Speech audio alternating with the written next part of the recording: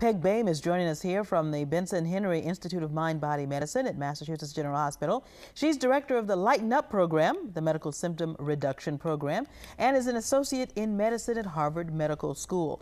She specializes in cognitive applications of positive psychology and contemplative meditation, and is currently working on the new Second Life program that we caught a glimpse of in our last segment. Peg, and I saw you, you have an avatar in that program. I know. It's really extraordinary to look at yourself projected as almost a cartoon figure. But I realized that you can only have red lips as an avatar. I've never worn red lipstick, but to really show the power of that medium, within a week I was out buying red lipstick. So there's really a bond between you and your avatar. That's right, you become one. Takes place one. quickly. That's a very interesting concept, going into a computer to learn to relax. Many people associate being at the computer at work, for instance, with stress. That's a very interesting point. Application Right. To relieve stress. Well, I think the computers really become almost attached to us. It's really part of our life. So this is one application where you can use that computer to de-stress as opposed to be a source of generating stress. Now tell us, what are some examples of physical ailments that can manifest themselves as a result of unmanaged stress levels? You know, with the recent research, it looks as if all illnesses, all symptoms are really impacted on by that stress. Parkinson's disease, Alzheimer's, atherosclerosis, the aging process, even obesity has been linked to that unmanageable stress. Including anxiety, mood disorders, asthma, absolutely, diabetes. It's across the board. Hot flashes and menopause. There it is. Insomnia, nausea. I've had them all. Everything is related to stress in some way. Now, take us through the various steps of the relaxation response. Well, it's a physiology. It's a physiology that you can manifest within yourself by altering your state of mind. So the state of mind is to have a focused awareness. So in other words, to be aware that you are aware, and to have an attitude of interest. Or another way of explaining that is to say you have an attitude of receptivity or openness. So whatever comes our way, we really approach it not as pushing it away or finding it threatening, but to realize that we can deal with it and to be curious about how it is it's best to approach it. And are there other steps involved in going through the response?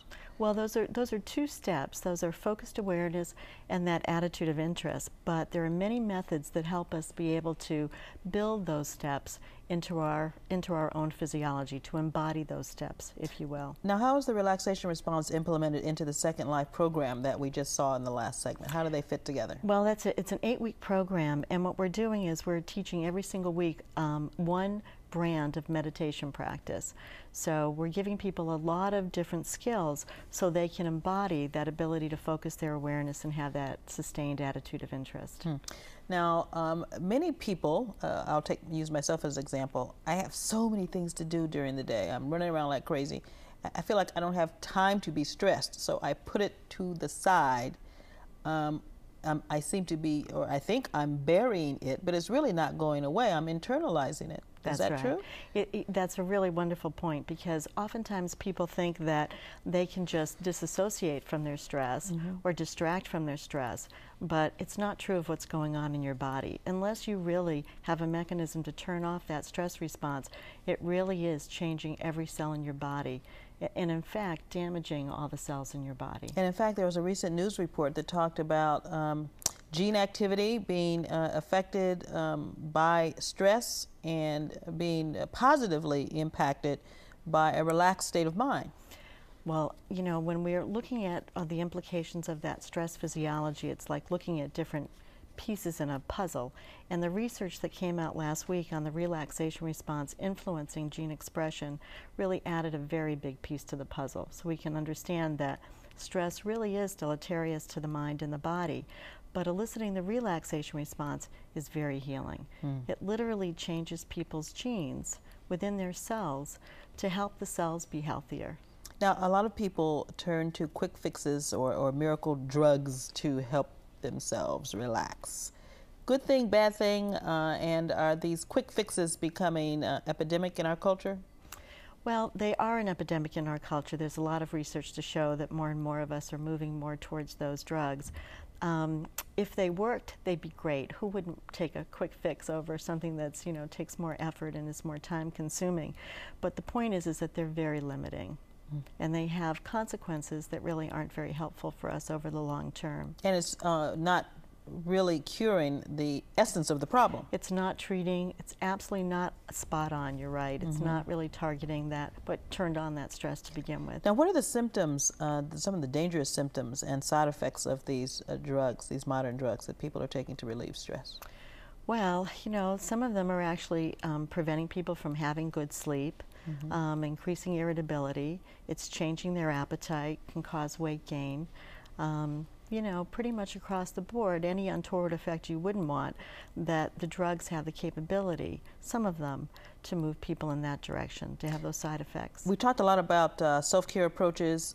Should they be practiced exclusively to combat disease related to stress, or incorporated with traditional Western type medicine, more traditional methods? Well, thank goodness for drugs and other medical interventions, but what's happened, I think, in our culture is that we've become overemphasizing on those drugs and interventions at the cost of really sacrificing self-care strategies. And you mentioned the word cost. I think this country would save untold amounts of money if people were not out of work from stress. Absolutely. There's a lot of research to show that if you can decrease stress, you increase workplace productivity. Okay, Peg, thank you so much for sitting down with us. I will try to take some of your tips to heart. Okay. I hope so. For more information about the relaxation response and the Second Life Project, see the CityLine webpage at thebostonchannel.com, and we'll see you all next week. Bye-bye.